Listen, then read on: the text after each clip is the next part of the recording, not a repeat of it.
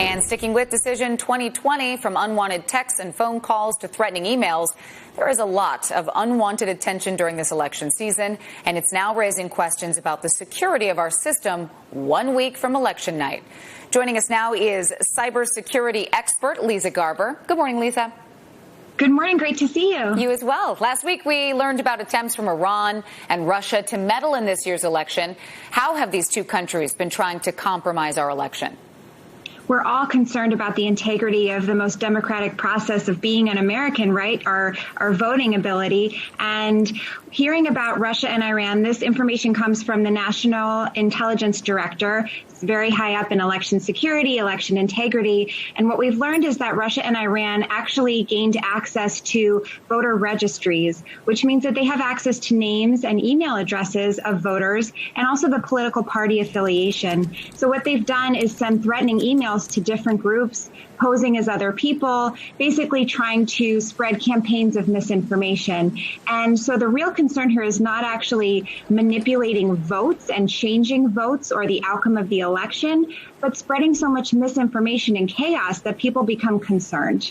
Very concerning, and we'll get to that misinformation topic in a moment. But first, I think a lot of people can relate to this next question. Why are we getting so many political texts and phone calls these days? My phone has been blowing up. And what can we do to avoid being scammed before the election? It's true. I've been getting those annoying text messages, too. And it's not just us. It's actually, there's been 3 billion politically themed text messages that will come through to us until up through Election Day. And some of these are from actual political campaigners. And if it's a person-to-person text, however they got your information, it's totally legal. But if it's a robo call or a robo text, that is illegal according to the FCC. And there are different procedures we can take. But most importantly, we have to learn how to manipulate the settings on our phone. So whether you have an iPhone or an Android, if you go to settings, there are ways to actually block text messages from unknown users. So that's what we all have to do to make sure these don't come through and bother us. Interesting. And it can be hard to tell the difference between what's real and what's not. So that's a good tip. It's true. Yeah. It's true. And importantly, even if you think it's legitimate, just go to the website that's affiliated with the candidate of your choice and donate there, because it's always best practice that some of these are malware. They're scams that are being sent to your phone. So just be sure you're going to the right organization's website. Good idea. All right, getting back to that misinformation now and staying safe. Facebook recently changed some of its policies to slow misinformation and unrest around the election. What can you tell us about the changes they're making?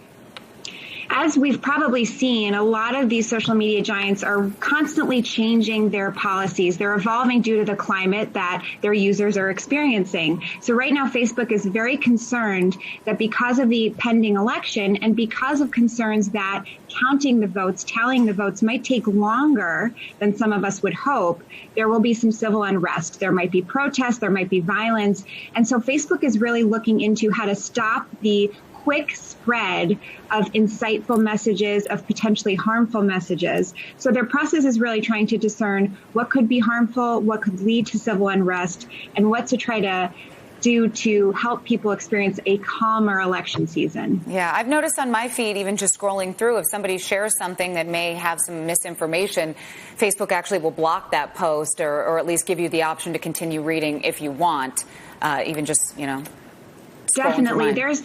Definitely. Facebook is very concerned with misinformation, as are Twitter, YouTube, and those they handle in a different way. They will flag them. They will remove them, as we saw with the Hunter Biden article controversy a couple weeks ago. But they're dealing with quite a bit of conflict right now. They're dealing with misinformation. They're dealing with the potential to spread civil unrest in our country. So they have a lot of responsibility on their shoulders. Hopefully they can handle it. Yeah, absolutely. All right. Well, good information this morning. Thanks so much for being with us, Leeza Garber. We appreciate it. Thank you.